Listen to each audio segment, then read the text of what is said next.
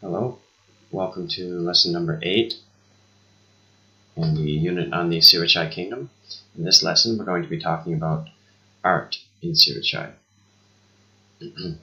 Okay, so as I mentioned, the people of Sirvijaya were mostly Mahayana Buddhist. Okay, so a lot of their art reflected their religion. A lot of their images were influenced by many different cultures, okay, including the Bharavati culture, the Javanese culture, and the Khmer culture. Although we haven't spoken much about Javanese or the Khmer yet, we will speak more about the Khmer in the next unit. Okay,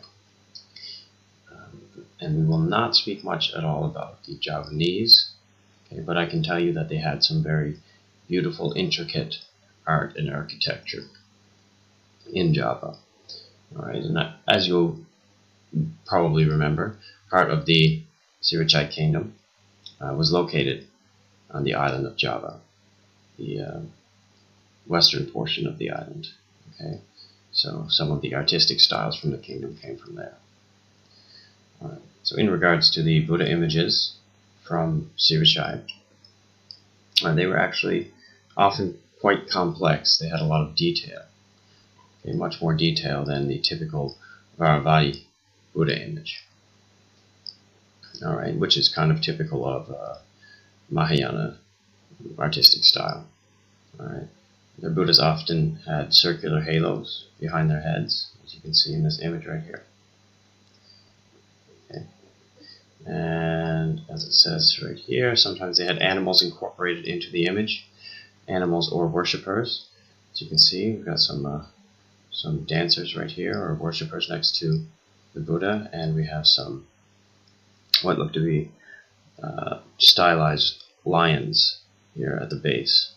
All right, and the Buddha was often depicted as sitting on or within a lotus flower, as you can see here. This Buddha, as you can see, also has some jewelry on, a necklace and armbands. All right, and the hair is tied up in a top knot right here. Okay, so things to keep in mind: circular halo behind the head, incorporated animals or worshippers into the images, and often had some intricate detail. And as I mentioned, these Buddha images they drew from many different cultures. Okay, so I just want to show you this Buddha image right here. All right. Now, in the next unit, we're going to be talking about the Khmer Empire, especially in regards to Lawo. And you will learn that their Buddha images often had the hood of the seven-headed Naga behind, okay, or the Payanag. All right. So at first glance, actually, this Buddha image looks like a Khmer Buddha image because of the hood of the seven-headed Naga, or Payanag, behind the Buddha, sheltering the Buddha. Okay. But this is actually an example of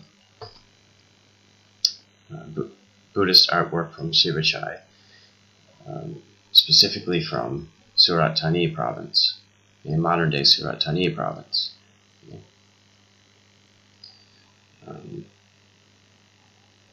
The features of the face are not exactly like a Khmer Buddha image. They're a little bit softer, a little bit rounder.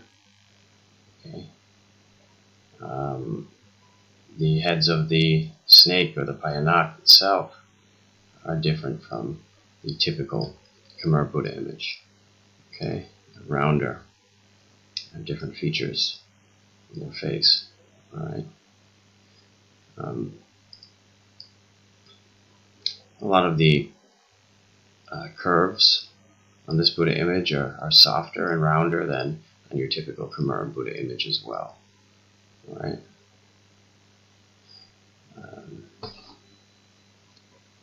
I just wanted you to take a brief look at this one. This is one of my favorite Buddha images, to be honest with you. It's very beautiful, drawing on a lot of different styles, to sort of, maybe we could say, drawing on the best of and the most beautiful aspects of many different styles of art.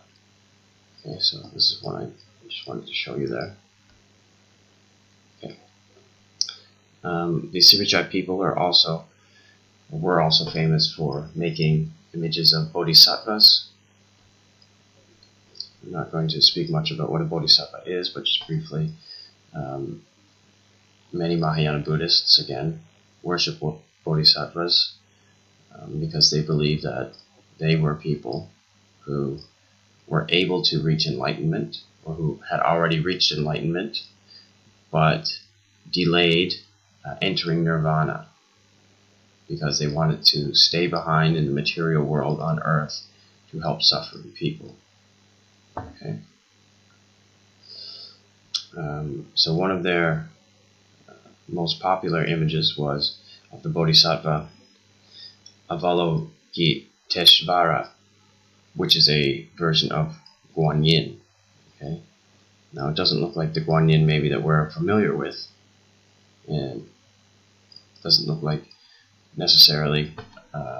doesn't necessarily look like the Guanyin image with the flowing robe and the beautiful porcelain face. This is a more masculine version of Guanyin. Okay, as you can see, it's normally depicted as having eyes that are slightly closed, a very serene looking face, adorned with a lot of beautiful jewelry.